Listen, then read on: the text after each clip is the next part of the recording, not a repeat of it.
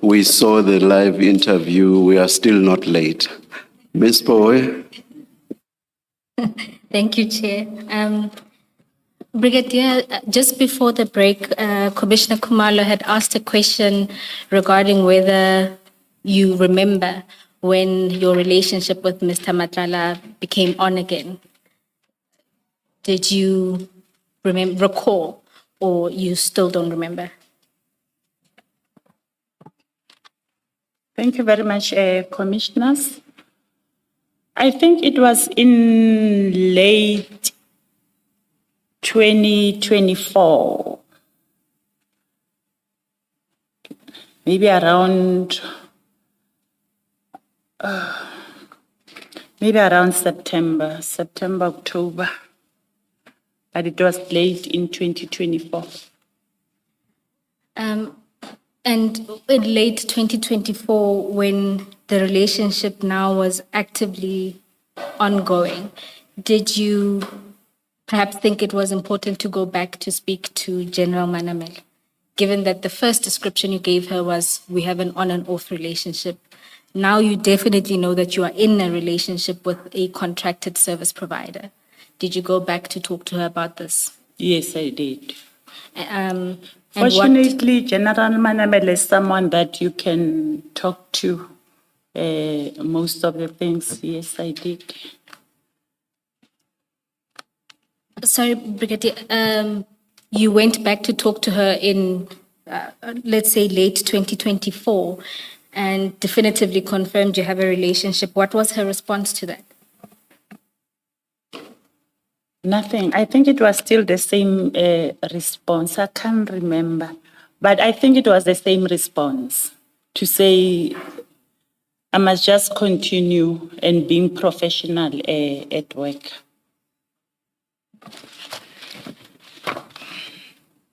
And again, this was not recorded in any form or fashion? No, it was not recorded, Commissioners. Brigadier, let me just go back to a question that Ms. Bowe asked you, and I think you said, when she asked you about your involvement in what she described as contract management of this Medicare contract, and you denied that you are involved with contract management. Yes. Am I correct? That's correct. What do you understand to be contract management in the context of this Medicare contract? What would constitute contract management? My understanding of contract management, in SAPS, you'll have one person that will be a contract manager of that specific contract. If we are having challenges that we cannot resolve with the service provider, then we'll have to escalate them to the level of a contract manager. Okay. So where you say in paragraph 4, you would urge him to facilitate appointments, it's because you said it's because members were complaining. Yes. The CFO, the CEO, or something you call them, environmental officers were complaining. So you step in. Yes. And urge him to make appointments for members. That's what you say in your That's paragraph correct, 4. Commissioner. And then you also say, you also urge him to pay his contracted service provider. That's his business. Why do you come into it? Why are you involved in an issue about Mr. Matlala's company paying his service providers? Sometimes members of or members that are managing the contract or that are giving out authorization, because they knew the nature of my relationship with Mr. Matlala, they will call me and say, you know, we are struggling to get an appointment for divers with Dr. So-and-so, because Mr. Matlala have not yet paid them. Can't you talk to him and ask him to pay the service provider? Yes, indeed, I will. and urge him to pay the service provider.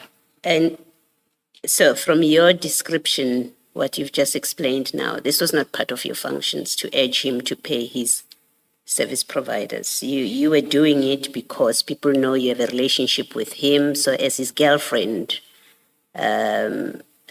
you're talking to him to pay his service providers. It's not your responsibility. That's correct, That is Commissioner. correct. So at this point, you now have a relationship. You are back on with him when you now talk to him about paying his service contract, his service providers. That's correct, Commissioner.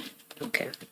And then you say, and correcting him when numbers were not corresponding, which effectively qualified him to invoice lesser. This to me sounds like a purely finance function, not your monitoring, surveillance, and making sure that there is surveillance of your members. The discussion about invoices being corrected, I don't see how from how you have described your responsibilities, where it comes in that you're responsible to now look at invoices for correction, even if it means him being paid lesser. I don't see how that flows from your responsibilities. Yes, you may comment. I was not correcting him for invoices. When medical surveillance have been attended by the members, there will be an attendance register which will be kept by the service provider as well as our ECHO members. They will keep the attendance register.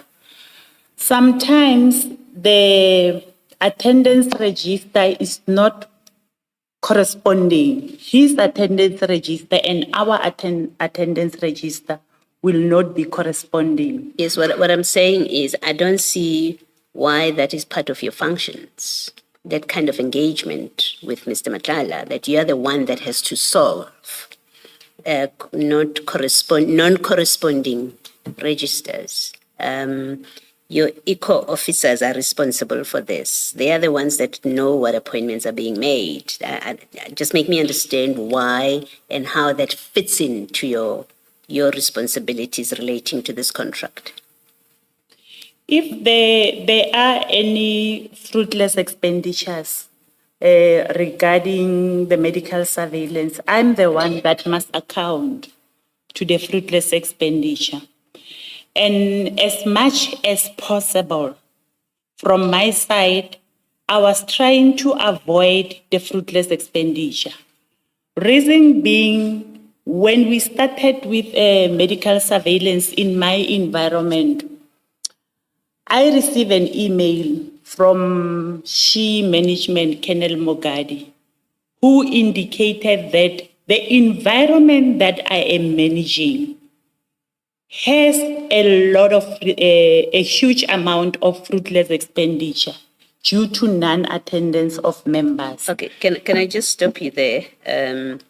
The point I'm trying to make is, can you see from the three things that you have listed that in fact this is contract management? You are managing now the day-to-day performance of this contract, because to urge him to facilitate appointments is to say to him, you are not performing, our members are not getting their appointments. Why that gets escalated to you, I think it's a different debate, but you say to him, comply with the contract. That's a management of a contract, at least that's what I'm suggesting to you. To pay his contracted service providers, I think this has absolutely nothing to do with you as an SAPS person who is the end user of the contract. This you were doing as his girlfriend because others have come and spoken to you. It had nothing to do with your responsibilities. And then correcting him when numbers were not corresponding, which effectively qualified him to invoice lesser. This is contract management. So when you say to Ms. Bowe, I wasn't responsible for contract management, officially, yes, maybe you were not. But you took on this function on this contract of managing the contract in the name of solving challenges, when in fact it is typical contract management. That's what I'm suggesting to you. You may comment if you want to. From my side, Commissioner, I don't see it as contract management. I see it as stepping in whenever there are challenges. And in SAP's language, we understand contract management to be something else different. Hence, I indicated that I was not managing the contract. Thank you. Thank you, Brigadier. Brigadier, just to follow up on two aspects in relation to the answers you gave to Commissioner Baloyi. You mentioned that managers, so the actual contract managers, would then approach you to do ostensibly what they were supposed to do when they had issues with the contract. Do you accept that? Yes. So if you Not were... managers, but there's someone that is issuing authorization and doing payment as well. So whenever there are challenges of non-payment, and it's very urgent that the divers must attend their medical surveillance, she will call me and say, hey, we can't make appointments because Dr. So-and-so has not been paid. Can't you talk to him, at least prioritize this doctor so that our divers can conduct the medical surveillance? Yes, I understand, Brigadier. I guess the question is, if that sounds like a management issue, why was that then not directed to managers if you are now saying that those people were indeed not managers?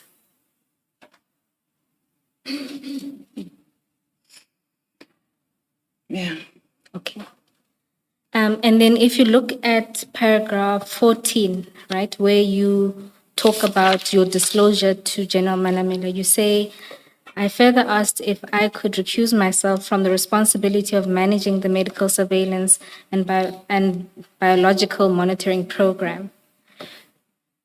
And so that sort of management didn't include actual contract management or the provision, at least, of those services that affected your environment. That's correct.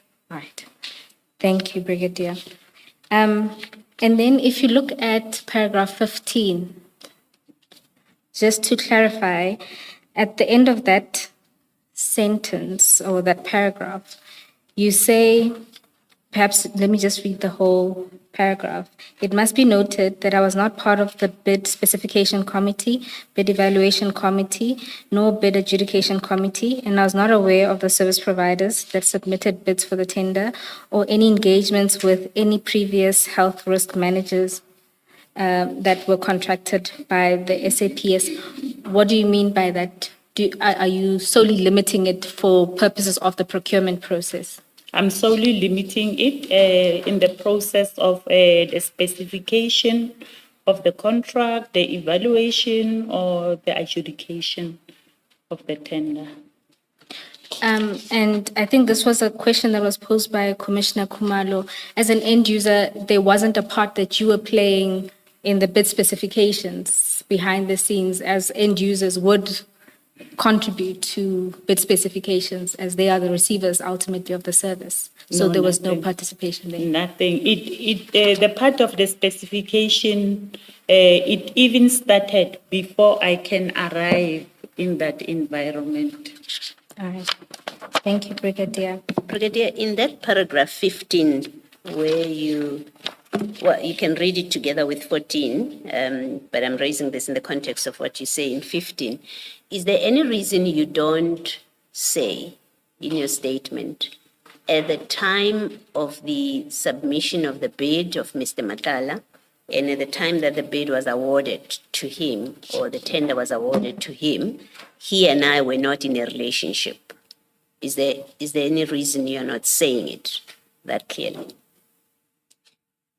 Maybe it's the matter of English. For me, I see that I have already covered it.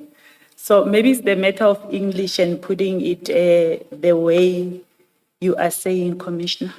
No, it's not a matter of English and putting it the way I'm saying it. Nowhere in your statement do you say that. You tell us earlier on about your on and off relationship without saying that as at May or June 2024, we were not in a relationship. No, your statement doesn't say that. And my question is there, you clearly do see it's important. That's why you're telling us what you tell us in paragraph 14. And that's why you tell us what you're telling us in paragraph 15. It's because you know it is important to convey something that, in fact, the fact of your relationship with him, whether on and off, you do know it's important for purposes of why you are here before us and for purposes of this contract. What is curious is, much as you know it is, you've decided it is important, nowhere in your statement do you say when he submitted the tender, which you don't know when, you've told us, and when it was awarded to him, he and I were not in a relationship at that time. You don't say that, and my question is there a reason you don't say it that clearly in your statement? No, there's no reason, Commissioner. Okay, thank you.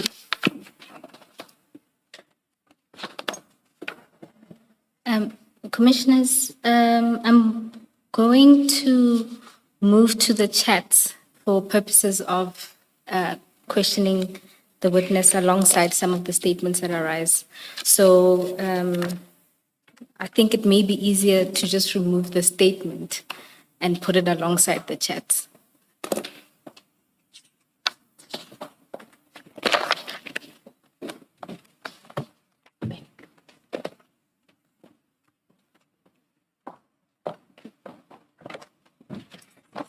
And for just purposes of orientation, because the chats are slightly different from those that we were looking at with witness F, under tab 2,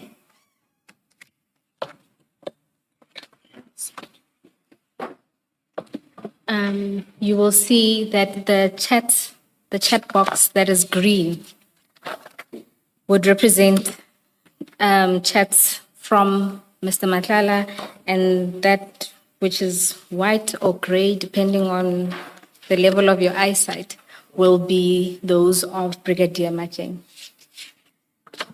Ms. Bowe, perhaps for the record, you should say the source of these chats, from whose phone are they? If you were already going to do that, I do apologize for anticipating.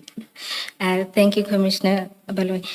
The chats originate from the phone of Mr. Matlala and were extracted, both the WhatsApps and the metadata. So we were able to get copies of the chats as well as annexes to the chats that includes multimedia like videos or audio. Brigadier, you've had consideration and sight of the chats. Yes. And you are satisfied that these are the chats that you had with Mr. Matlala? That's correct, I am. Right. Thank you. Commissioners, I'd like to begin at page 2. Brigadier, you'll see there on the 15th of December 2024, you send a number to Mr. Matlala. Whose number is that? Sorry, maybe do you know? Ms. Bowe, for completeness, maybe also give the timestamp, because there's quite a number of messages on the same day. Yes, Commissioner, that is at 12:37.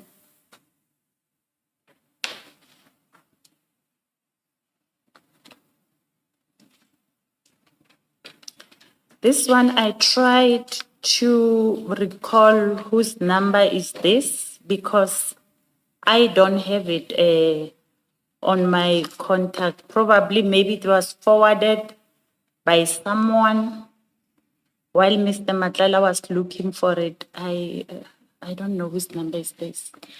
And if you turn the page over, you'll see you then text Mr. Matlala at 15:04 on the same day. You say, did you find him? Apparently he changed his number. Does that help you recall?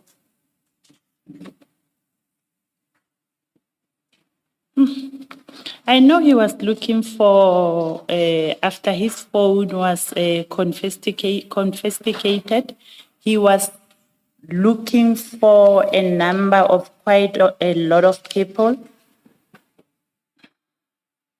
I'm trying to recall, and I even dial it on Truecaller just to check whose number it is. So we've done a check of the number. It's Captain Cartwright. Do you have any sense of why you would be Sorry, Ms. providing? Bowe, you said it's what? Captain Cartwright. Cartwright. Thank you. Do you have a sense of why you would be sharing Captain Cartwright's? Or first, perhaps, do you know who that captain is? I know him by surname. I've never met him personally. I just know the name Captain Cartwright. And then please respond to Ms. Bowe's question. Do you recall why you would be sending his number to Mr. Matlala? No, I don't remember. He was looking for a number, and I got him the number. Thank you, Brigadier. When you asked for the number, he would have told you why. He's asking for a number of an SAPS person, a colleague of yours. So he would have told you why. It's not always that when someone is looking for a number of a specific person, they will tell you why they are looking for that person. So in this instance, I don't know why he was looking for the captain. What I know is that on the 6th of December, when they took his phone, he lost a lot of contacts. Yes, no. I understand that. And my question has nothing to do with that. My question is, when Mr. Matlala asks you for a number of your colleague, which you don't have on your phone, and so you don't just pass it on, you would have asked why, or he would have explained, I want the number, this number.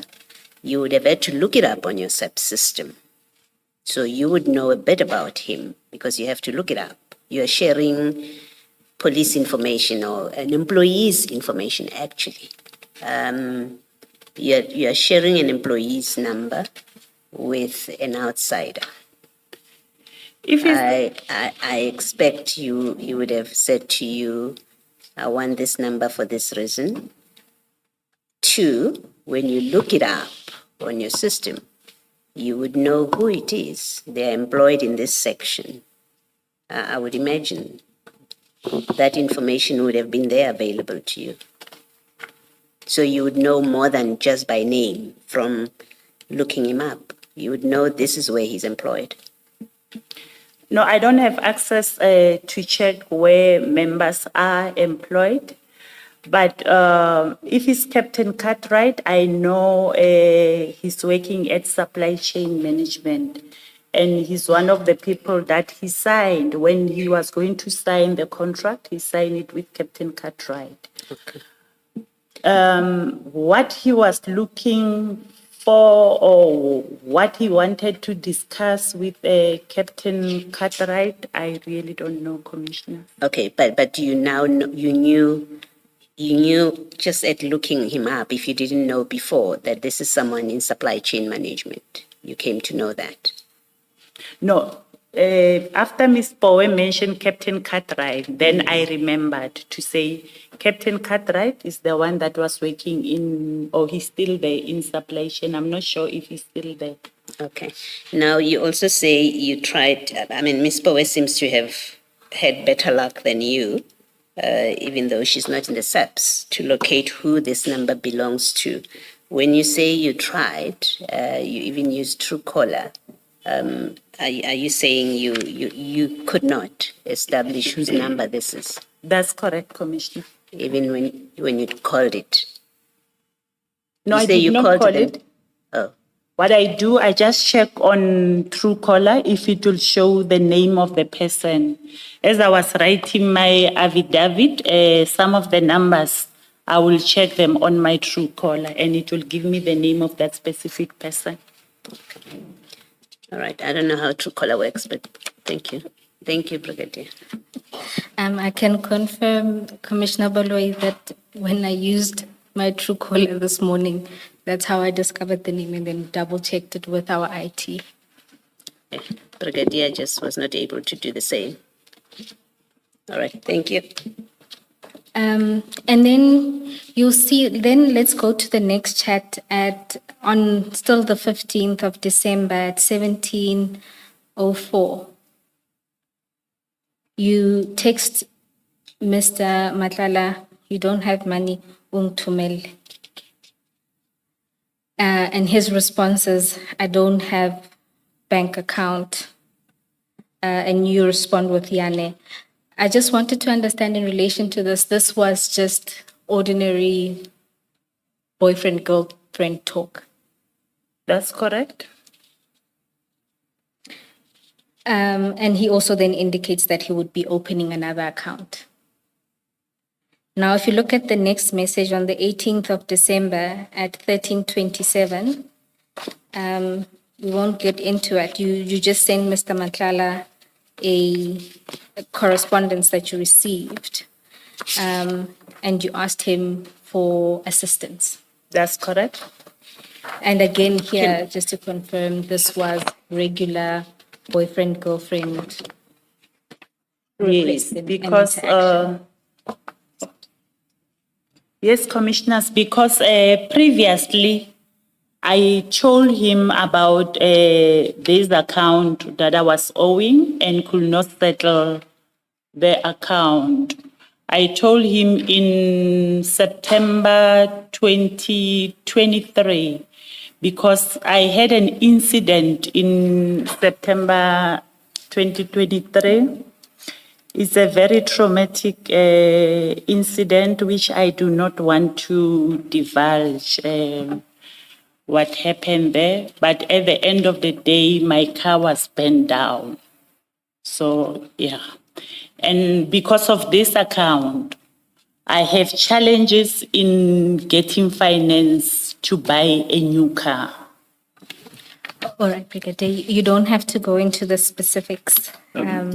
Ms. Bowe, at this very early stage, I want to test this idea of the Brigadier having been involved in a romantic relationship with Mr. Matlala. Brigadier, as romantically involved people, did you and Mr. Matlala have any terms of endearment like love, babe, hun, etc.?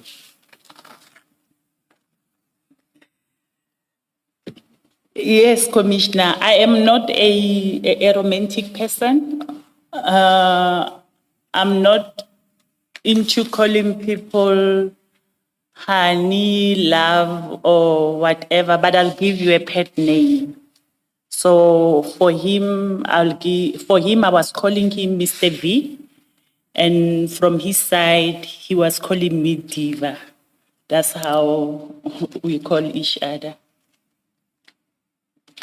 I must say I've gone through all the chats. Well, people differ, but I find it very, very strange that you don't have or you don't use, not at all, any of the usual terms of endearment that some people, if not most people, use. I find it very strange. Do you wish to comment on that? I've gone through all, from page 3 all the way to the last one at page 49. Not once do you use any term of endearment, except as you say, you saying Mr. V. V, and he's saying Diva. Even those even that Mr. V and that diva, those are very few. Do you accept that they are very few? I do accept. If you go beyond 5, that would be quite a lot, actually. I doubt that you even reach 5. The same with him. Starting from December to, what's the date of the last one? It's the 25th of, it's the 13th of May, 2025. Very few, even of those, the Mr. V and the diva, very few. Do you wish to comment on that? Yes, Commissioner. I do accept that in writing, there will be very few of that. But when you look at our chairs, most of the time we will be talking through phone. I've seen that. Most of the time. I've seen that there are lots of phone calls. But I will still say it's very strange that you would use these terms of NDM and the Mr. V and the diva. If you are suggesting that you were using them during the calls, I would still find it strange that you would use them in the calls but not use them in texts.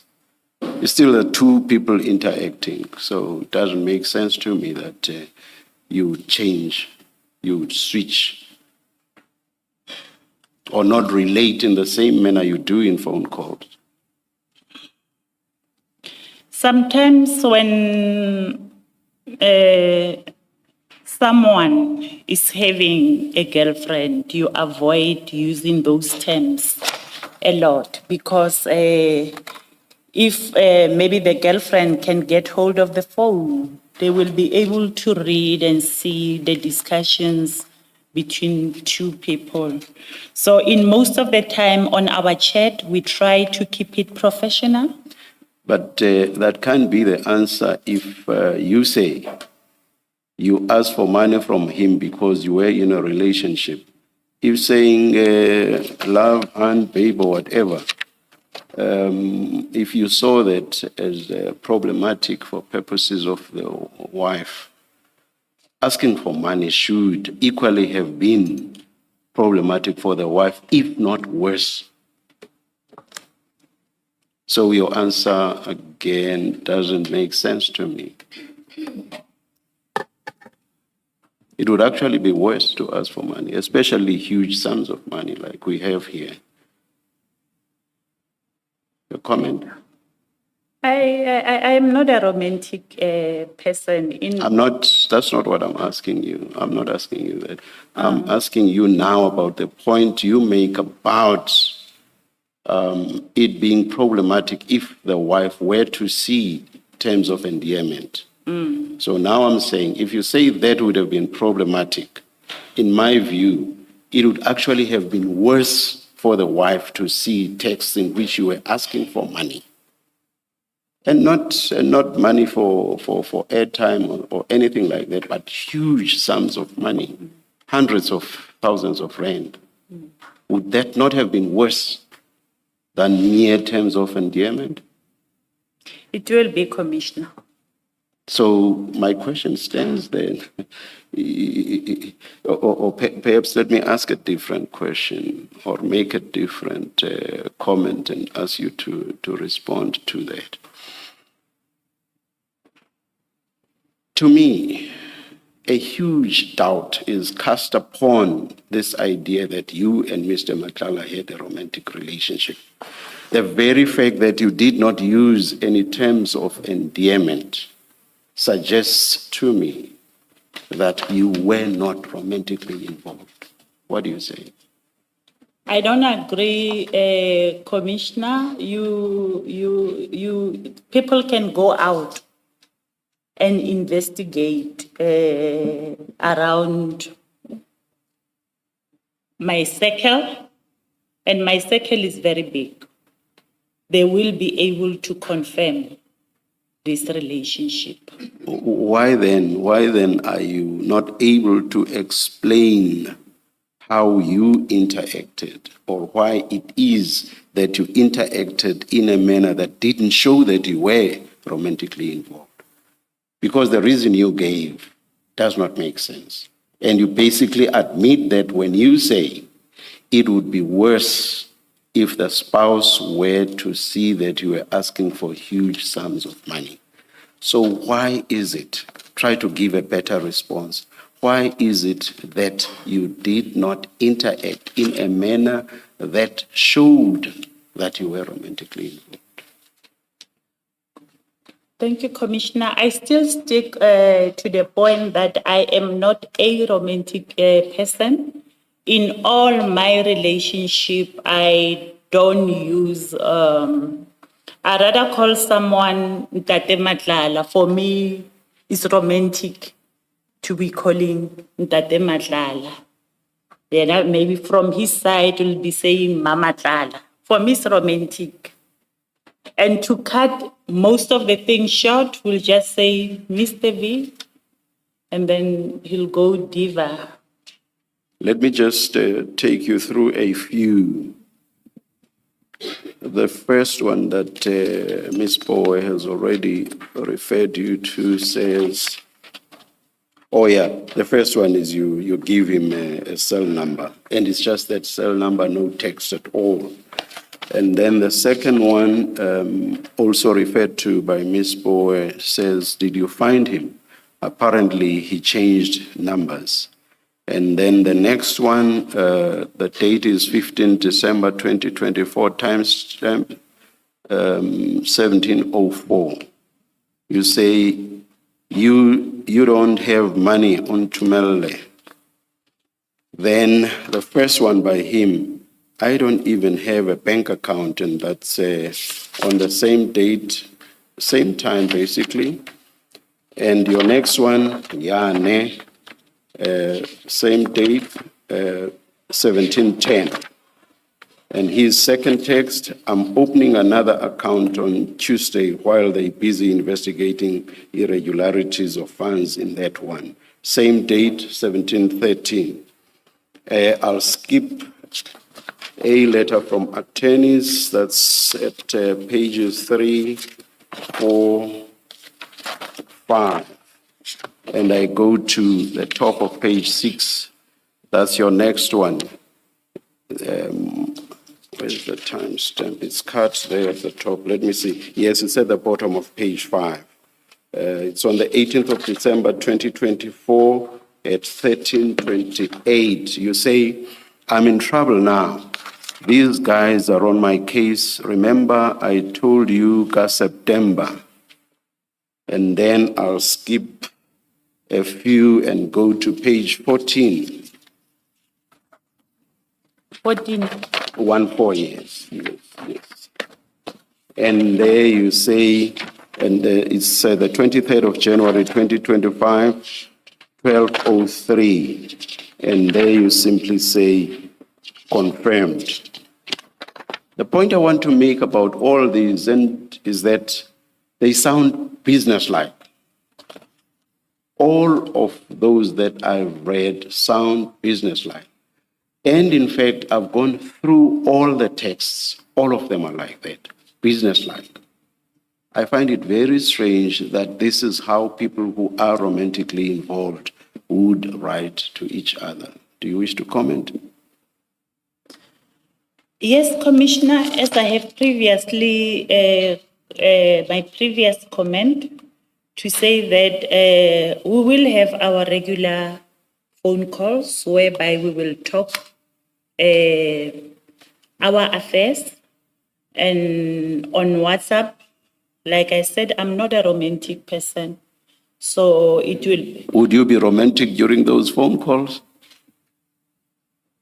In terms of using terms of endearment, for example? Sometimes, depending on... But only using Mr. V, nothing else? Yes, I only use Mr. V. So that's what you mean by being romantic during the phone calls? That's correct. But I'm also inviting the commission to investigate. But please, just let's not get distracted. Please answer my question. My question was, do you agree that it is very strange that people who are romantically involved would talk in this business-like manner. Do you accept that or not?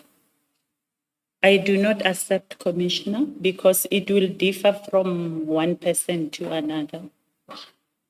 Thank you, Ms. Bowen.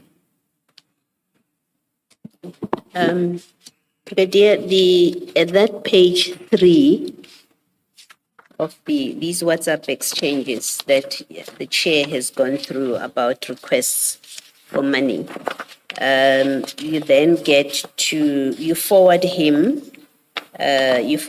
Matlala at page 3 at the bottom, a letter to you, right? That's correct, Commissioner. And you do that on the 18th of December, 2024. And then at page 6, you then say, I'm in trouble now, these guys are on my case. Remember, I told you, September.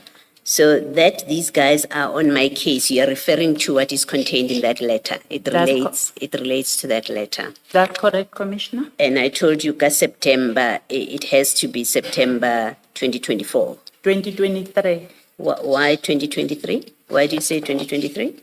I had an incident in September 2023 whereby my car was burned down. Yeah. So these guys are after me. You're not referring to the people, to these attorneys who have sent you a letter. I'm referring to the attorneys who have sent me this judgment. It was a judgment. Yes. I'm referring to it because this judgment I'm struggling to obtain vehicle finance because of this judgment. Yes. Unless I pay them, then I will be able to apply for vehicle finance. Yes. As I'm saying, I'm in trouble. Now these guys are on my case. Remember, I told you September. Yes. If these guys are the attorneys, then the guys who are after you, I told you September that these guys are after me. You must have been referring to this letter, these attorneys, not your incident. Yes, I agree with you, Commissioner. When I'm saying I'm in trouble, these guys are after me. Yes. I mean this letter. Yes. But when I say I told you September, yes. I told him September that I'm struggling to buy a car because of this account. By then, there was no judgment on my name. Now, they went on to get a judgment for this account. Yes, they get a judgment in October. Yes. In October. Yes, Commissioner. And it's, I'm saying to you, according to this text, and my reading of it is, you would have told him in September about this judgment. That makes sense. It doesn't make sense that you would send a text which has an attorney's letter that has a judgment taken in August 2024, and then you say, I told you September, and and that's all you say, and you are referring to September 2023 when you are attaching an attorney's letter that is in August. Let me just express it again. This is a judgment is taken in August 2024, right? So we know that you get this letter after the judgment is taken, because the letter refers to a judgment. It's in August 2024. Then you send a text, you send that same letter, and you send a letter that says, I told you September, and I'm suggesting to you that the September you are referring to is in 2024. You told him about this judgment in September 2024, not 2023. I do not agree, Commissioner. Reason being, once you get a judgment, or once there's a judgment on your name, you are not being informed immediately that there's a judgment on your name. The first time that they sent me a message to say there's a judgment on your name, it was on this date. Yes. The point, actually, the more important point I seek to make, Brigadier, is you asking him for money in December, and you're showing him that you need to pay. That's why you're sending him this letter. That's correct. I've got this letter, there's a judgment against me, and I need to make payment. And that follows on that sequence of requests for payment from him, from you to him, right? Is that, you agree That's with correct, that? Commissioner. Okay. Now, and the point I wanted to make about it is, well, if you told him in September 2024, then we know that your relationship had started in 2024 September. And I think that's why you're saying 2023, you're avoiding, conceding that in fact, having told General Manamela in June about your relationship, which you say was off at that time, because that's what you tell us. You say your relationship was off in June 2024. In fact, in September 2024, your relationship is back on. And that is consistent with an earlier answer to Commissioner Kumalo, that your relationship started towards the late 2024. So in September 2024, you are now back in a relationship with Mr. Matlala. You're talking to him, and that's when you tell him that these guys are after you. You accept that? Commissioner, it might be that in September 2024, our relationship was already on, or it started in September 2024. Okay. But when I say I told you September, I'm referring to September 2023, after my car was burned down and I could not get a car. Okay. I just wanted to establish that we are on the same page, that by September your relationship was you say it's possible, but I wanted to put it higher than that by September 2024, your relationship was back on track. And the important point I want to make about it is that from the time you told General Manamela about your relationship, and you say to us it was off at the time. That's why you didn't know he had been awarded. In fact, not too much time passed between the June award of the tender, on your version, the June award of the tender, and when you are back on. We know that latest in September, you are back in a relationship with Mr. Matlala. That's the point I'm making. So it's barely 3 months in there somewhere. It might be that we were back together, or we were in a process of fixing our relationship. All right. Thank you, Brigadier. Thanks, Ms. Bell.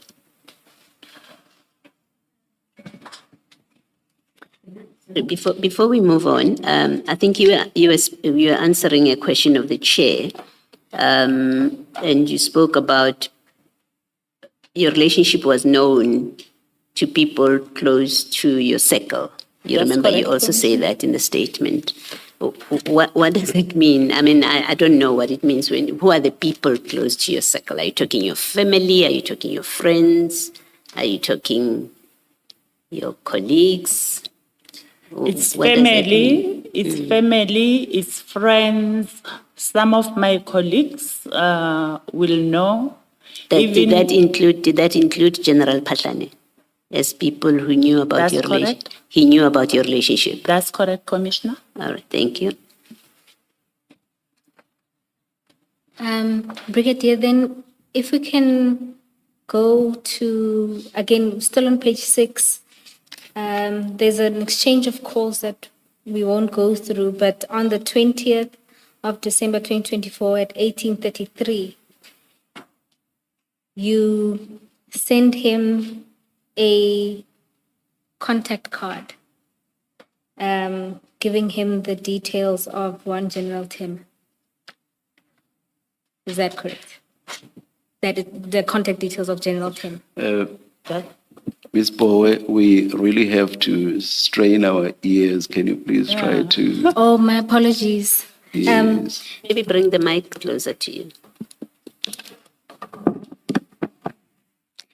Yes, the contact details of General Tema. That's correct. he called me and requested that I forward him the contact details of General Tema. And because by then he lost a lot of contact, and I know that he knew General Tema, and he previously had the contact of General Tema, I then forwarded him her contacts. And Brigadier, you say that you knew that he knew General Tema. Maybe to start here, what environment is General Tema? General Tema has resigned, but previously, when she was in the organization, she was the head of basic police training. Basic? Basic police training. Police training. Yes. All right. And you knew that he had her number? Yes. And this is why you provided it? That's correct, commissioners. And just to say that you said in your earlier testimony that the reason why you provide contact details of SAPS members is because he lost his cell phone and he couldn't access their numbers on ongoing correspondence because he's a contractor and I imagine frequently would be talking to these individuals. I think after losing or after the phone was confiscated, he changed the numbers and used a different number. So the number that we are communicating from December, it was his new number. I suppose my question is simply, couldn't he have gotten it through his emails? Most SAPS employees in their email signatures, they put both the official and cell number. Is there a reason why he frequently asked you for these numbers? General Tema was not in the organization by then, and he will see me spending much time with General Tema through the WhatsApp status, photos, and she liked posting on Facebook as well as on Facebook. So in this context, he was asking for the number because she's your friend? That's correct. All right. Not really a friend. She's Acquaintance. Yeah, she's older than me. But yeah, we do see each other as time permits. An acquaintance. Yeah. Proper English, acquaintance. And then let's move to, my apologies. Did you ask at that point why he required the number of General Tema? No, I did not, because I know that previously they were in contact. And because he lost most of his contacts, I just forwarded him the number. Thank you, Brigadier. And then if we could turn to, there's a series of calls that then follow since then, so we're not going to go through those calls. But if you turn to page 9,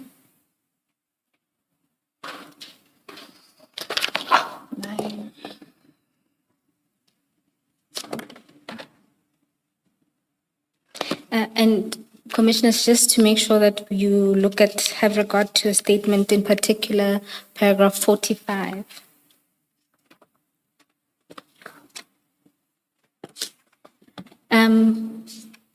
Brigadier, you'll see there on the 10th of January 2025 at 10:46. Perhaps maybe the best place to start is that there's a call that you make to Mr. Matlala at 9:31 on that day. Thereafter, Mr. Matlala responds at 10:46 with morning. Please send me account number, not yours, please. Sorry, was busy with Polfin. They only paid 30% of the invoice. You see that? That's correct. I see it. And then you respond at 11:25 by saying good morning, morning, Mr. V. And you provide then a account number of Osizweni Meat Hyper. That's correct. Let me just.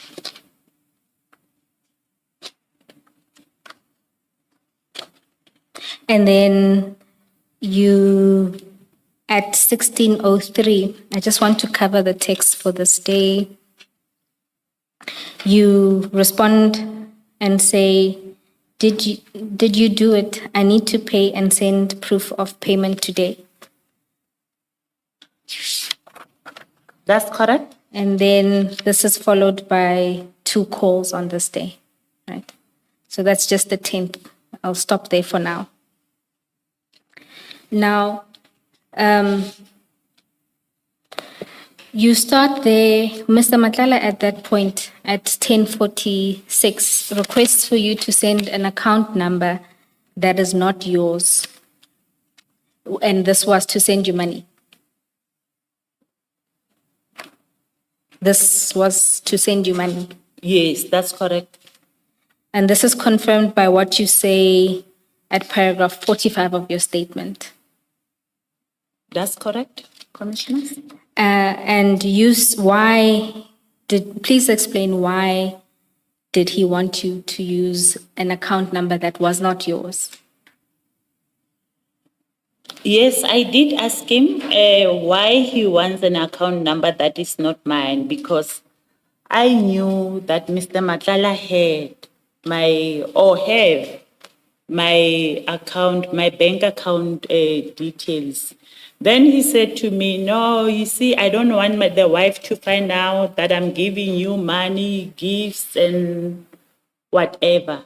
And furthermore, he says now that he has a contract in SAPS, it will end up looking like gratification. Okay, and when he then says this to you, what is your response? I understood the reasons that he provided me. And did you think these reasons were sound to engage in this sort of transaction? Yes. That it would be okay? Did you think it would be okay? As my boyfriend, I didn't see anything wrong with it. Brigadier, when did you ask him for the reasons before you gave him the bank account details of Esizweni?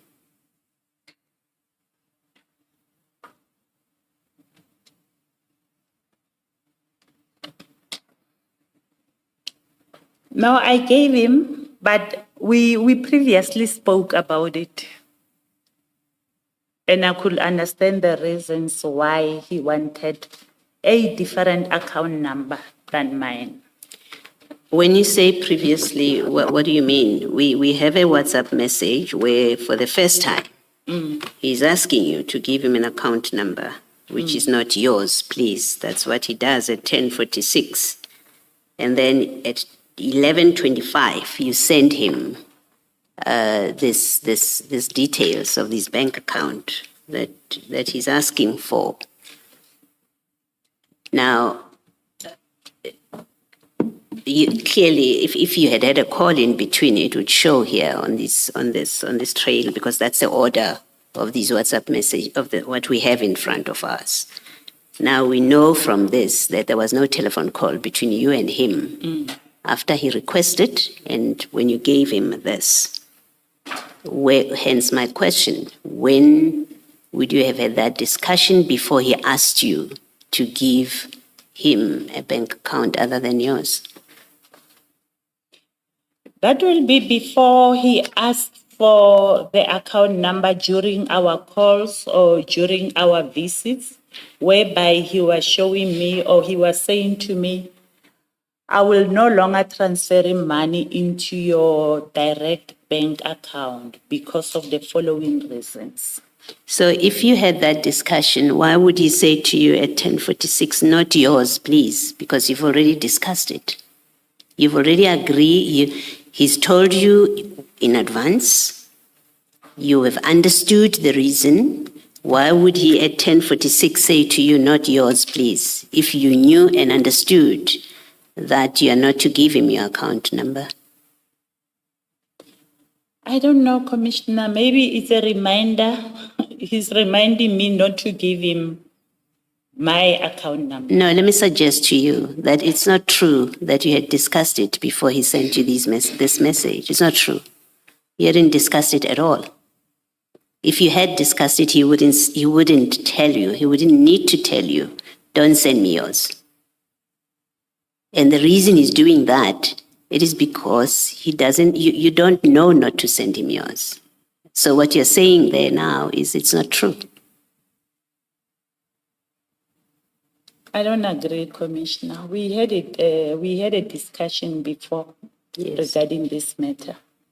Even when I was sending him the statement of the judgment, we also had this discussion. Okay, no, but the record doesn't bear that out.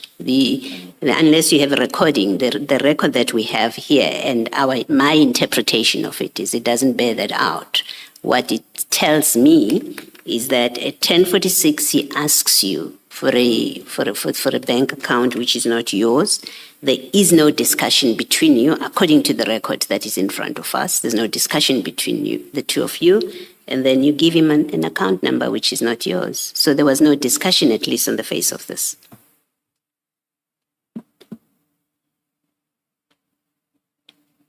Thank you, Ms. Boy. Brigadier, then let's turn to the reasons that you say Mr. Matlala gave you. The first reason is that he didn't want his wife to find out about your relationship, gifts and monies, because she knows me only as a friend. That is paragraph 45.1. If you can then turn to, it's the annexures section of the file, so tab 3, the last tab at page 92.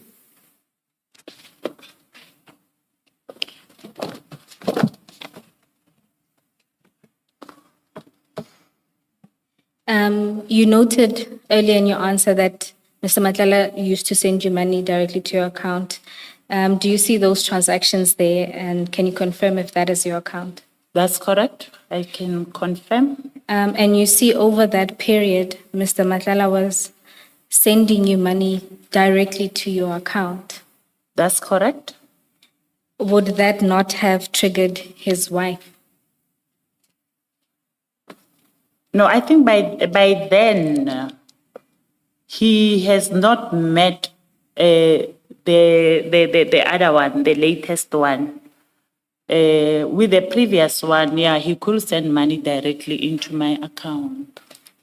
So your understanding is with the previous wife, he could send, there was no problem. Yes. This issue only arose with the With the current one. The current one. That's correct.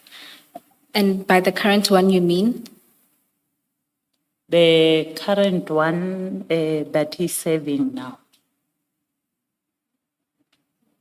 Ms. Boy, can I just understand? You say, what does page 31 represent? My apologies. The top part represent into into Brigadier Matjeng's account 92. at 92. Okay, thank you. Yeah, so in that account, the brigadier is confirmed to be hers. Okay, so this concern only arose with the latest wife, the current Yes, wife, sorry. that's correct. My phrasing. And then the second reason that he provides is that he doesn't want SAPS to know and to jeopardize your career. That's correct. Okay. And so you then agreed, no, actually you do agree to use this separate account. That's correct. The account that you provided, if you go to page 91, you confirm that that was the account that you provided at the top.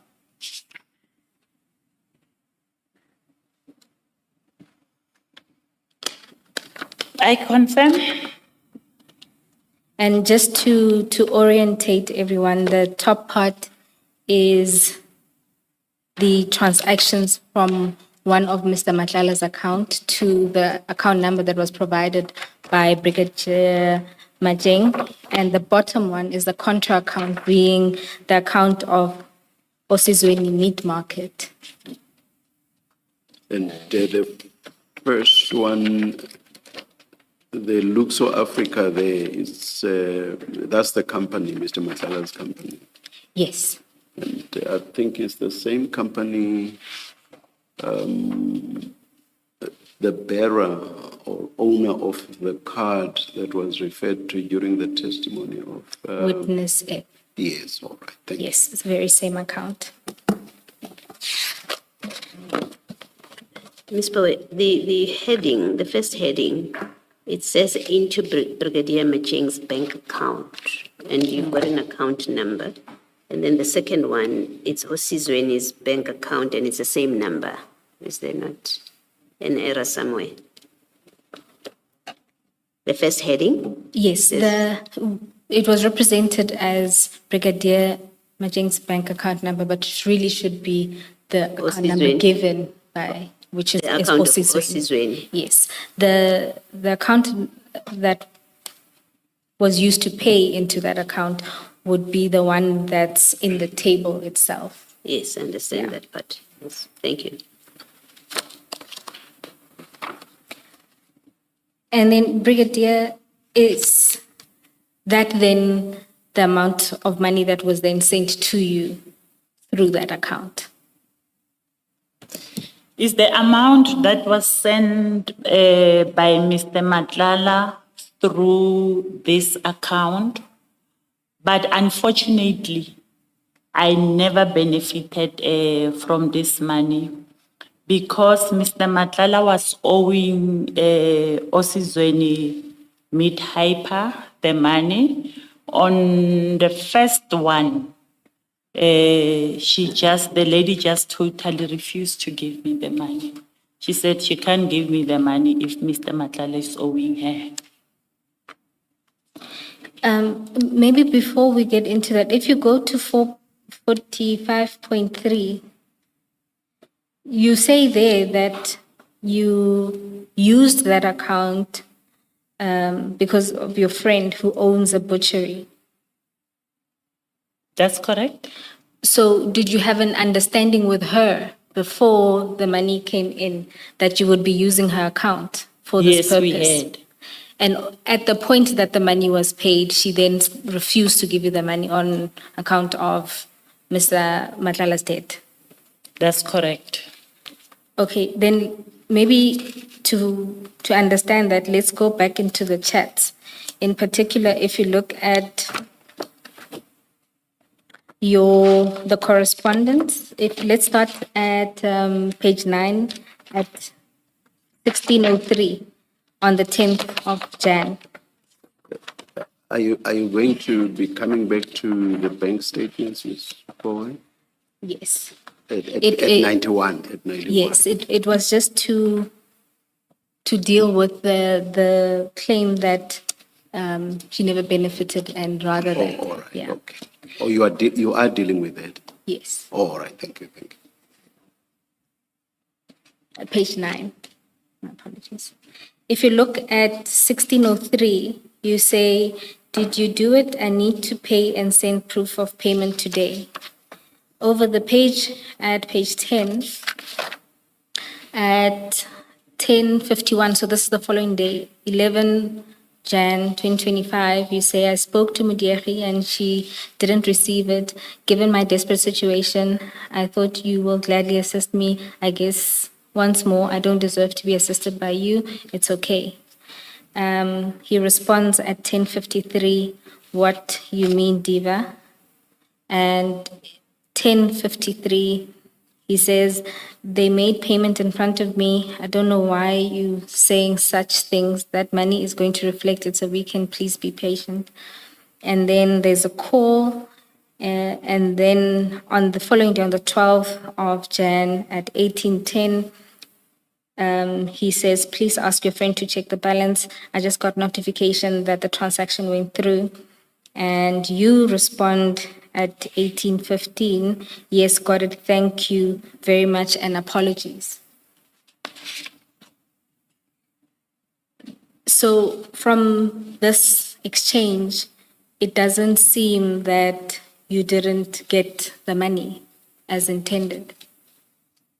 No, the money went into the bank account of Osizweni Butcher.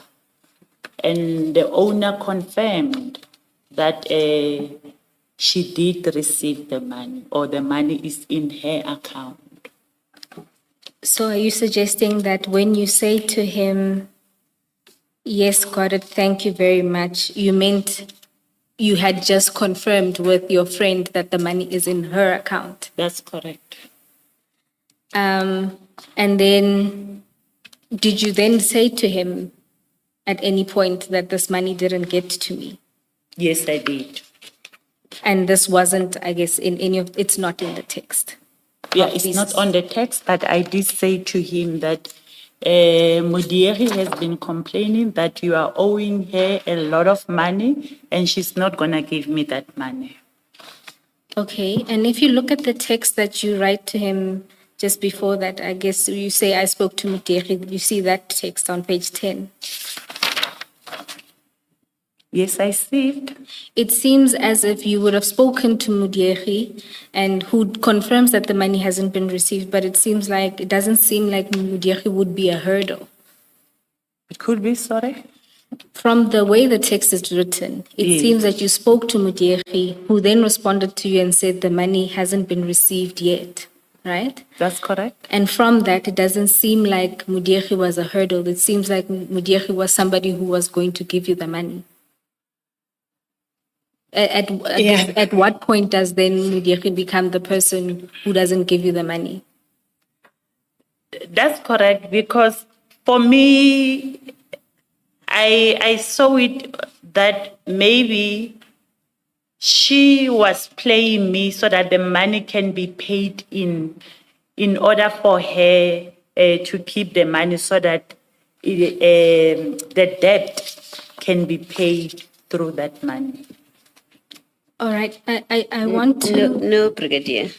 Page 10, the bottom email, you say, yes, got it. Thank you very much, and apologies. And you have an emoji of hands that ordinarily I used to say thank you. At this point, Mudiehi has told you the money has come in. And if she had told you are not getting the money, you would have said it here, and you would not have apologized because you don't have the money. No, I said, yes, got it, she got it. Thank you very much, and apology. No, you didn't say yes, she got it. You said yes, got it. Yeah, yes, so you got the money. Let me finish. You got the money, 1. 2, you thank Mr. Matlala for the money. 3, you apologize for the tantrum that you threw earlier on about this. All of that is inconsistent with Mudiehi having just said to you, yes, I've got the money, but I'm keeping it. Or even just saying, I've got the money. It's inconsistent, whatever explanation you seek to give us now. These documents, this WhatsApp exchanges, is inconsistent with your explanation.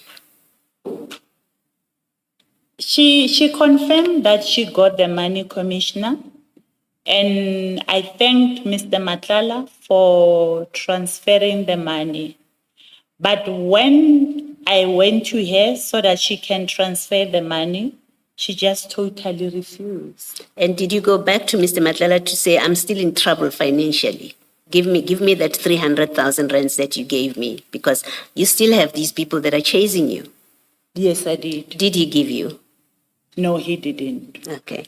Let me tell you what it suggests. Let me suggest to you what this is. In fact, it's not even a suggestion. Your WhatsApp message doesn't say, yes, she got it. You are now inserting she in a WhatsApp message where you are saying you've got it. You say, got it. You're not saying Mudiehi got it. You say, yes, got it.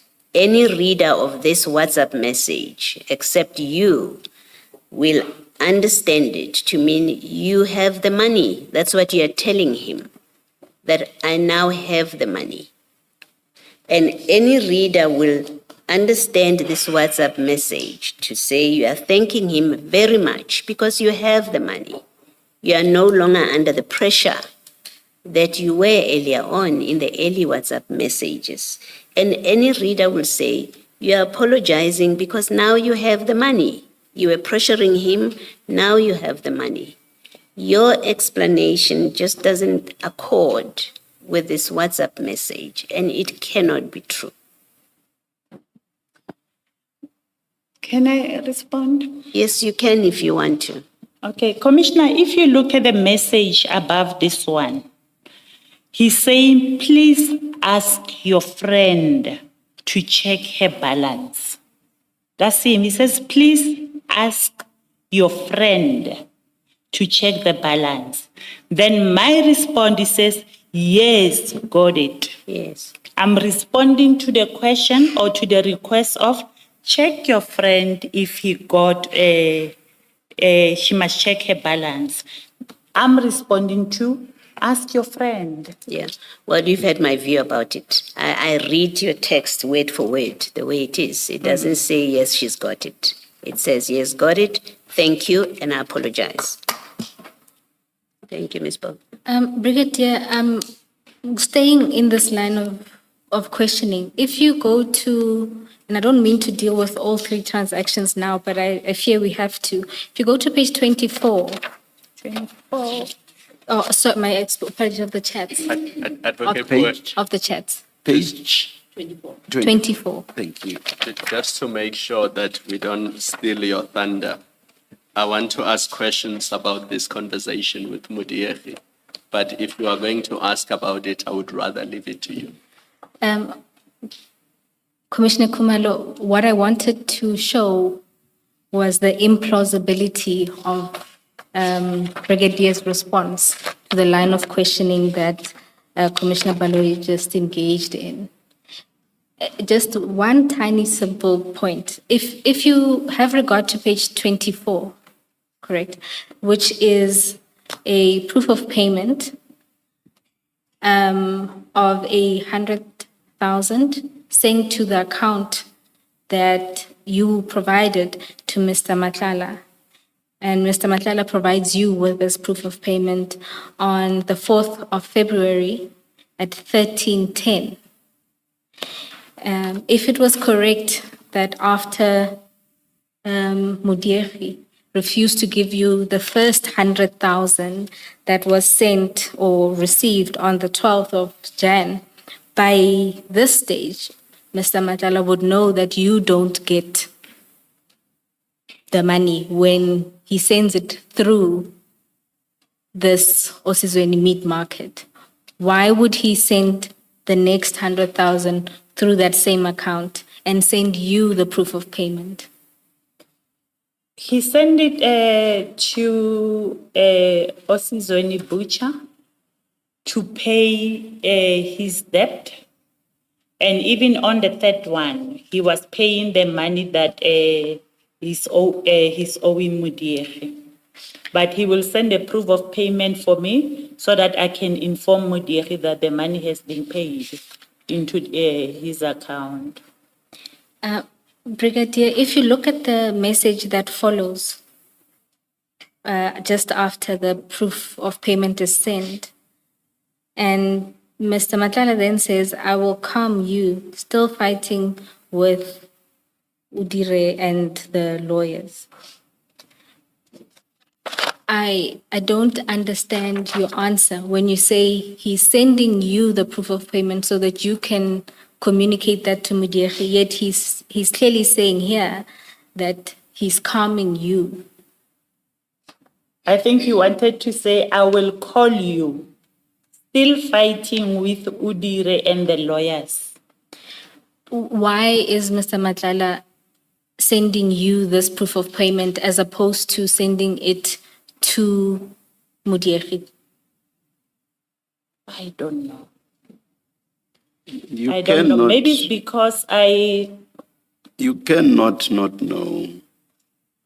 They have a business relationship, according to you, in terms of which Mr. Matlala buys meat that runs into hundreds of thousands. You said, what, 300,000 and something? Yes, that's correct, So Commissioner. they have a direct relationship. Why should you be the conduit when it comes to Mr. Matlala proving that he has made payments? Doesn't make sense at all. Why must you suddenly be the conduit? They have an existing business relationship. They had an, Mr. Matlala buys the meat there directly without your involvement. Is it so that that's without your involvement? that's correct. So why now, when he pays his debts, does he have to give the proof of payment to you for you to forward to Osizweni? Doesn't make sense, Brigadier. Think of something better than that.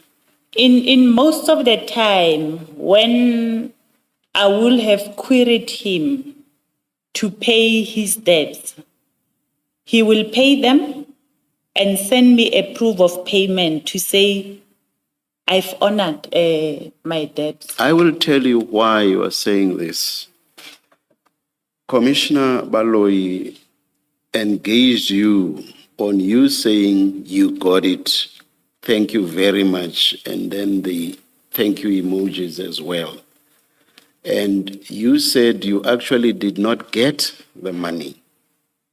Now you foresee, having gone through the bank statements, you foresee that you are going to be questioned by the evidence leaders and possibly the commissioners as well on why there would have been a payment in January of 2025, there would have been a payment in April of 2025, there would have been another payment in March of 2025, all of which are 100,000 rand each. So you foresee that it does not make sense for Mr. Matlala to continue paying into this account when you actually do not receive the payments, and you come up with this story that he owed money to Osizweni. That is what is happening here, and we see through it, Brigadier. We see right through it. Your comment? It's not a story, Commissioner. Indeed, he owed Osizweni Butcher the money. And why do you suddenly become an agent in all of that when they have been dealing with each other without your involvement? Why do you suddenly become an agent? I was not an agent, and I think the Osizweni Butcher, the lady, she was not the only person that I assisted to get Mr. Matlala to pay them. And even where why was that your business? You should have actually been mad with Osizweni that they took away 800,000 rand that you would have used to pay in respect of your car that got burnt down. You would have been mad with Osizweni. Why it should have been your business to see to it that they are paid escapes me. I think I have a way of talking to him so that he can honor. But why was it your business to do that? I felt sorry for the lady because she has a good heart. Mr. Matlala is owing her, and he's been owing her for quite a number of years. You have said that the 100,000 rand was paid so that you could make a payment in respect of your car that was burnt down, and because now you were being chased by attorneys, and you said this was by no means a gratification in the sense of corruption/bribery. I will suggest to you that a plausible explanation for these payments, 300,000 rand on what we see, was actually what you say. They were not. That is, the payments were not.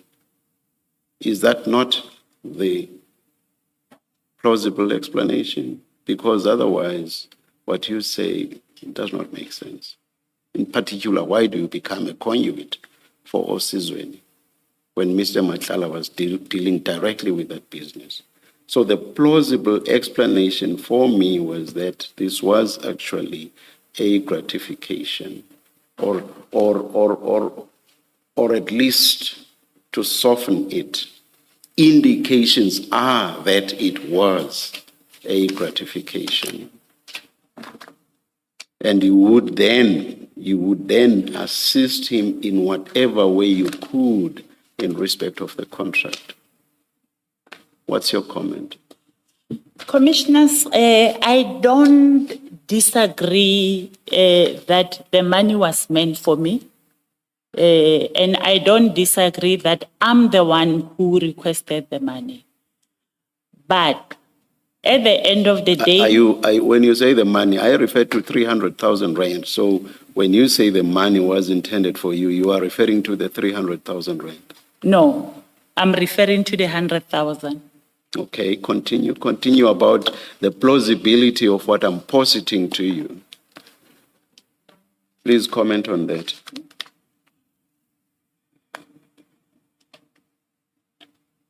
The 100,000, even though it was meant for me, at the end of the day, I never received that money due to the debt that Matlala had with Osizweni Butcher.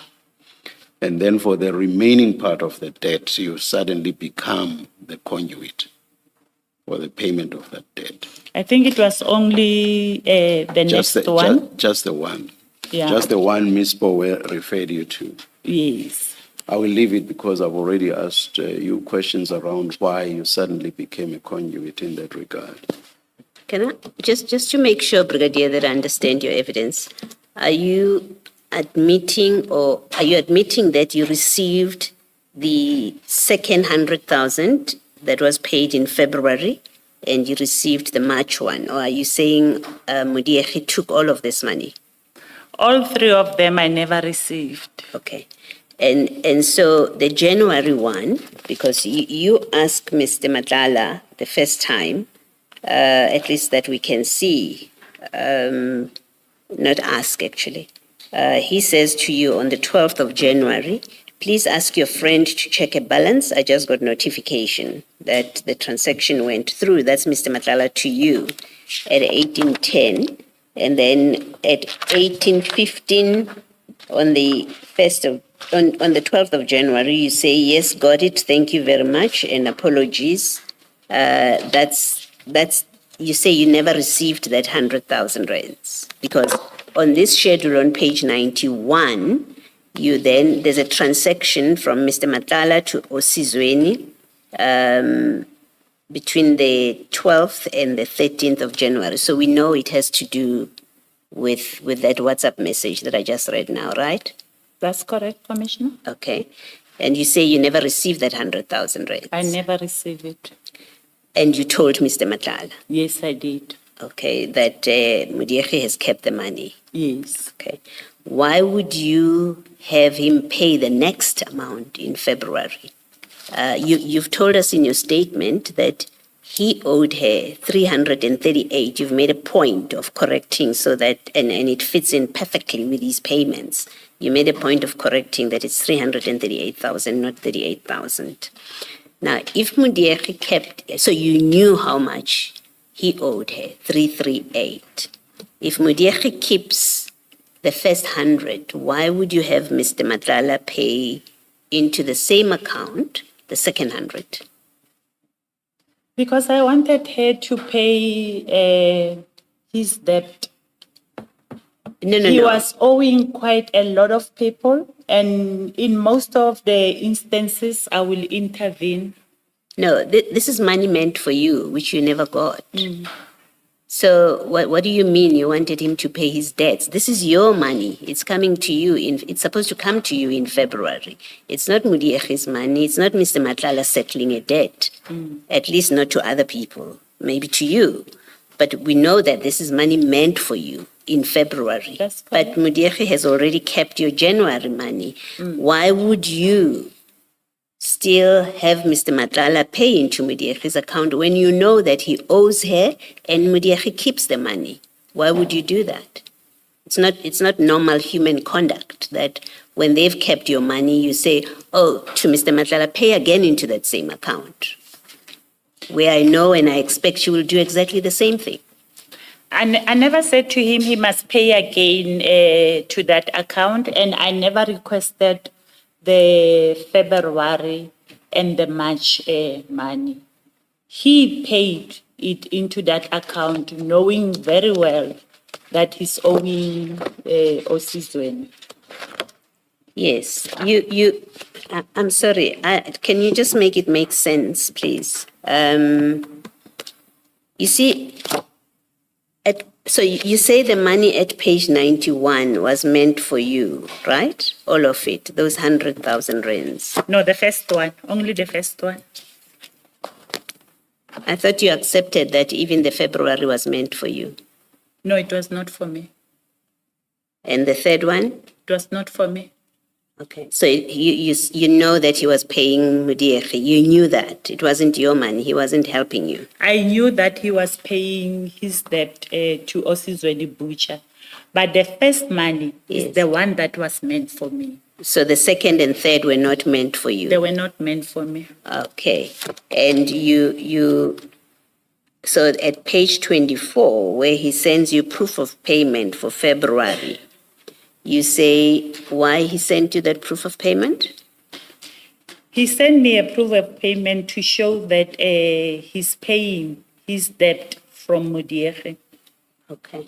Why did he need to show you that he's paying Mudiege? Because most of the time I will urge him to pay the people that he's owing. I will urge him to pay the service providers. I will also urge him to pay the doctors. And he will call me back to say, I have paid so and so, or either send me a proof of payment to say we already did as a company. Well, Brigadier, maybe let me, in fairness to you, say to you that I do not believe you for what it matters. I think you're not being honest with us about this payments and this Mudiege issues. These are monies that were meant for you. These are monies that you received. And when Mr. Matlala sends you proof of payment on page 24, it is to confirm to you that I have paid. The money is in that account. When you say, got it, thank you, apologies, it's all money meant for you. What you're telling us now and trying to explain away these payments as money is owed to Mudiege, that's not true. In fact, it is false. I want to put that to you. You can comment if you want to. No, I'm not going to comment, Commissioner. Advocate Paul, let me deal with my questions now because they follow from what has been asked. Brigadier, you were good friends with Mudiege, correct? That's correct. And before you gave Mr. Matlala this account number, you must have told Mudiege that you are in a desperate situation and you desperately need money, correct? That's correct. So she was aware of your desperate situation. That's correct, Commissioner. And a good friend that she is would have understood that you need this money. Sometimes they say money can come between friends. Yeah. And the fact that you kept inquiring means you were desperate. You wouldn't even wait for Monday because Mr. Matlala even says to you, wait, it's a weekend, be patient. That's how desperate you were. Correct? Not that desperate, because already I was paying that money on a monthly basis from my salary. Yes. But now, the frustration that I had with him is that here we are once again. He promised me money, he's not delivering. And it was not the first time that it happens that he will promise me something and he doesn't deliver. And we will stop talking to each other. This is what I find difficult to believe, that a friend of yours, knowing that you are desperate for this money because you want to settle a judgment debt, would take advantage of you and use the money for her own benefit and not care that you desperately needed this money? I find that hard to believe. From my side, I understood her situation, because if you are owed money for a long period, now the person that is owing you, he's paying the money which is meant for another person. I will also keep the money, Now, despite my friend's situation. did you continue to become good friends with Mudiegi after this incident? No, we didn't. The friendship ended. It did not end, but it was no longer a nice relationship, friendship. Now, if what you are saying about the first payment is correct, the normal reaction as chair put to you would have been to tell Mr. Matlala, I don't care about Mudiegi anymore.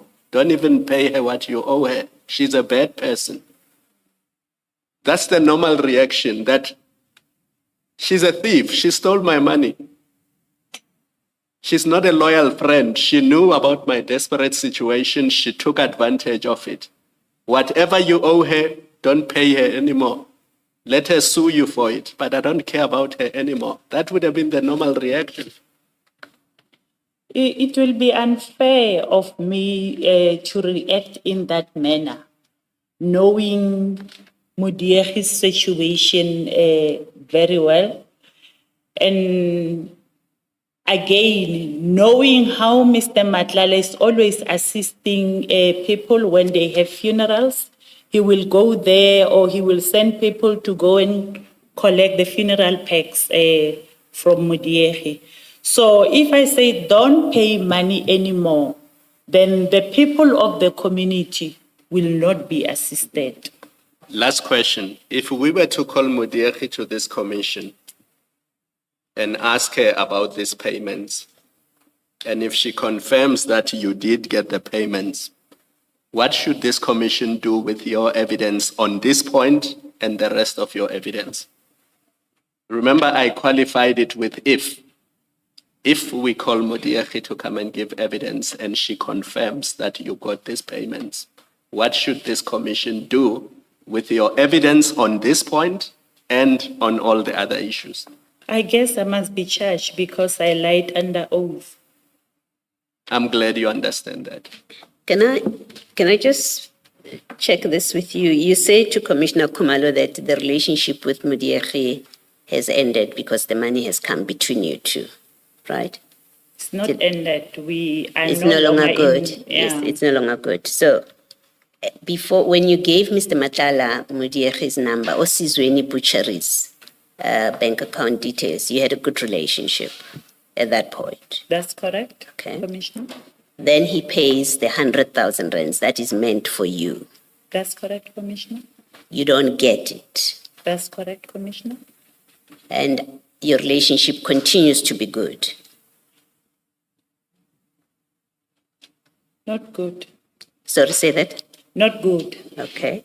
So if at that point she's taken your money and the relationship is not good, how do you go to Mr. Matlala and say, pay Mudiegi her money that you owe her? When your relationship is no longer good, she's kept your money.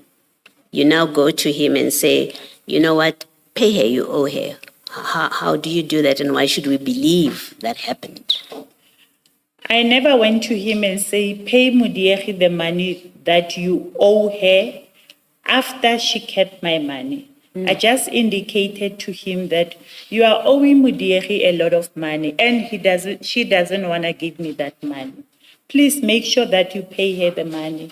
And like I'm saying, Commissioner, I have intervened in a lot of people that Mr. Matlala No, was don't tell owing. me. No, please don't tell me about other people. I'm interested in the story that you have told us. Remember, you've already told us something, so I'm really interested in just that story.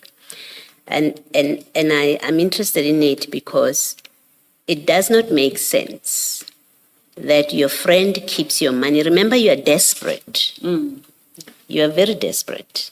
And that's why you are harassing. Harassing is my word. I'm not meaning it in a negative way. But you apologize eventually because you appreciate that your conduct towards him about this money was quite forceful. So you're desperate for this money because you're running, these guys are chasing you. Your friend gives you a bank account for you to receive payment. She keeps the money. Your friendship, as one would expect, your friendship, if someone has kept my money, I would react like you immediately. My friendship with them gets affected immediately. What I don't understand is after that, how are you still the same person who's still desperate? Because you haven't told us that you got the money elsewhere, right? She took your 100,000 rands. You haven't told us, well, I went and got it somewhere. What you actually have told us is Mr. Matlala didn't replace that money that Mudiegi keeps. But you're the same person that says to him, you owe Mudiegi, pay her. That's not consistent with human conduct of a person who's desperate for money and who's been betrayed by a friend who's keeping her money, notwithstanding her desperation. And then you go and you feel sorry for her because she's desperate. It just doesn't make sense. That, and it's improbable that things happened the way you describe them. It's just improbable. Do you want to comment? I don't know how to comment further than what I have commented, Commissioner, but that's the sequence, that's the way it happened. A different question arising from your earlier discussion with the chairperson. In page 92, you've got that list of payments to you starting in 2019 to 2021, and you're saying you accept that they indicate that they come from Mr. Matlala's different companies. Falcon Cat, Medicare 24, Black AK, and another one from him personally, it indicates. Or at least it says, Vusimuzi Matlala, you've confirmed you received those payments. Now, in the period between 2019 June, which is what this schedule is, to September 2021, you have received from Mr. Matlala a total of 113,500 rands. That's what you've received. And they're broken down into small amounts, 10,000, 3,000, 10,000, 10, 10, 10, 15, 5, 20, 10, and then 10. How do you explain the sudden escalation? I mean, he used to give you small numbers. And I'm asking this because the chair earlier suggested to you that the huge amounts that you now receive, the 100 that you are now being paid, suggests that there may well have been a part of it, if not all of it, being gratification.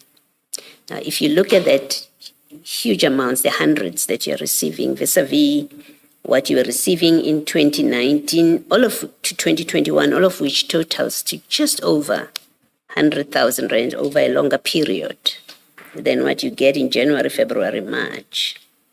It does suggest that what you now receive after the Medicare contract may well be or include gratification for your role in managing this contract, the facilitation that you are making, the role that we see you playing now, the active role you are playing in this contract. That's what it looks like. I do not agree, Commissioner. Maybe by then his financial status was a little bit low, hence he could give the 10,000 rand and the 20,000 rand. And now his financial status he's become richer now. That's why he's giving you so much money. That's what it is, right? That's what you want to say.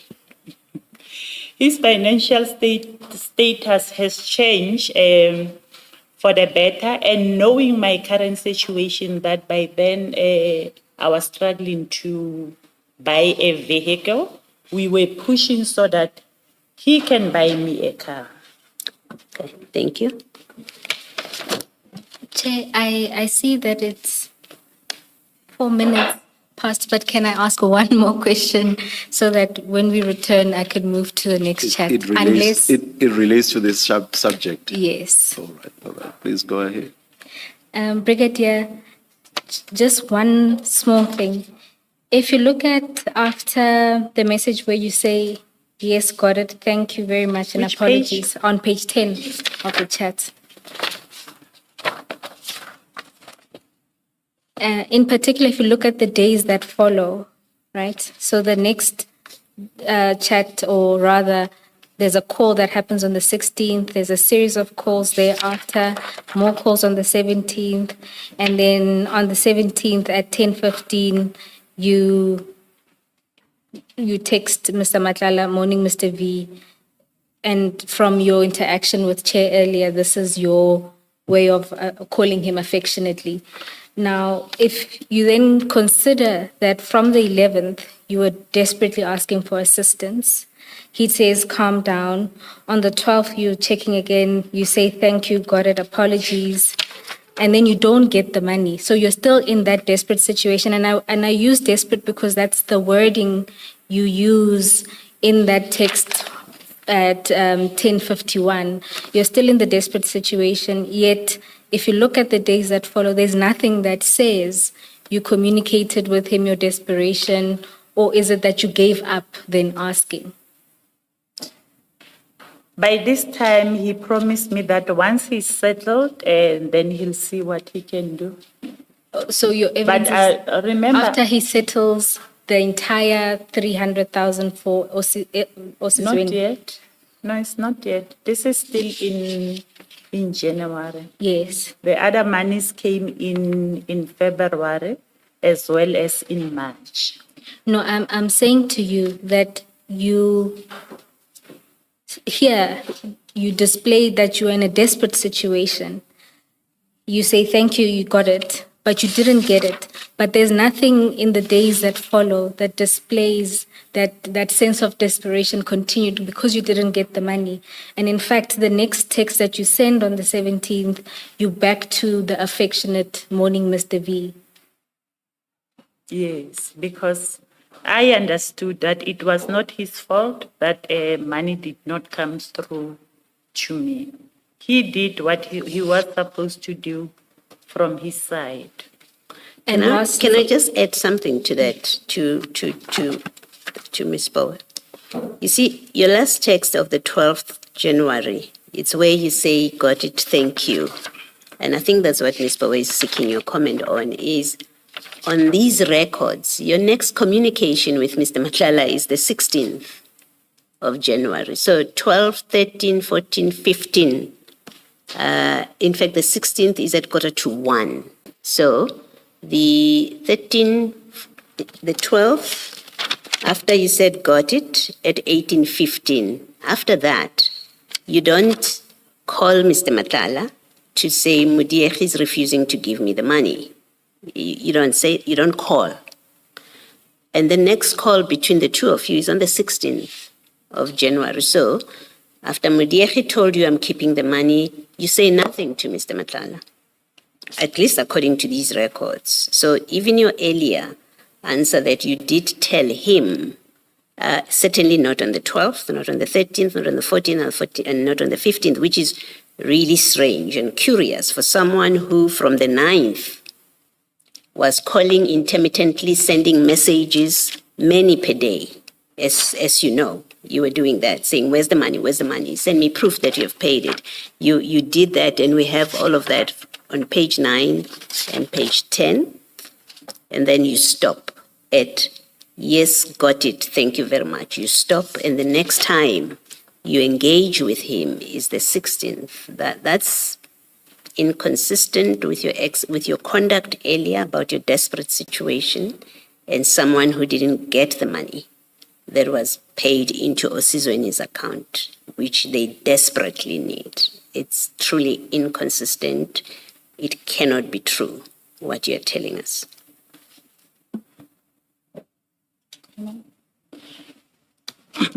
Commissioners must just take note that in between the calls, there will also be visits.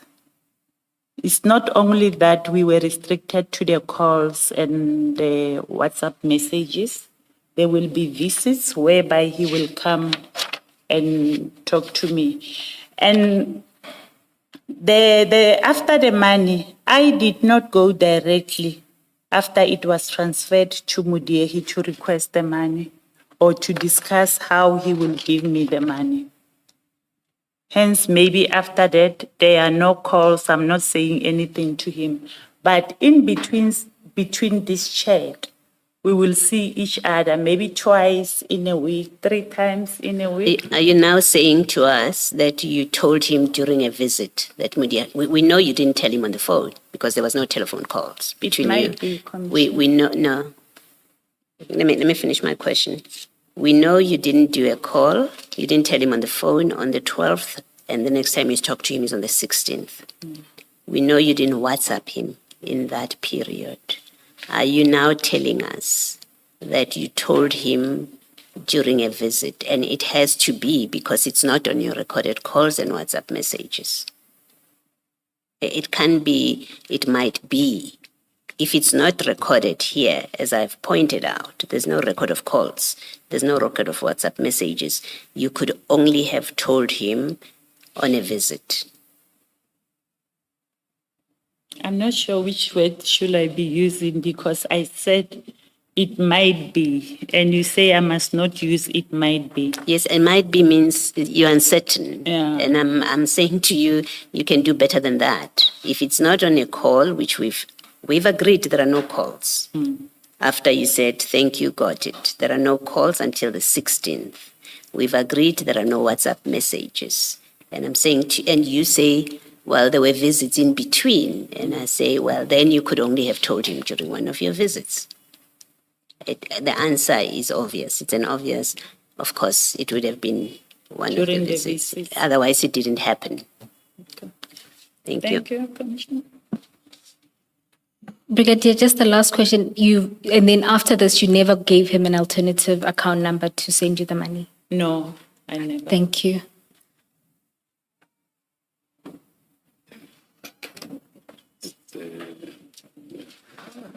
Let's adjourn and come back at 14:15.